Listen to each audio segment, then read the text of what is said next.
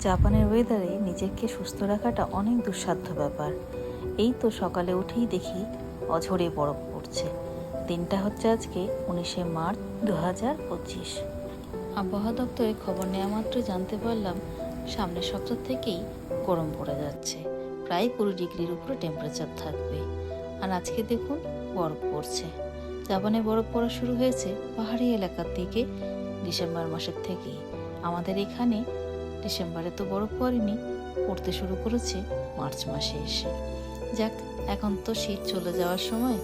উনি বাবু এসে একটু দেখা দিয়ে গেল, এই আমাদের ভাগ্যি। যাক, এই তো সামান্য বরফেই মন খুশি। তো সবাই ভালো থাকবেন, সুস্থ থাকবেন। দেখা হবে আবার নতুন একটা ব্লগে। Bye bye.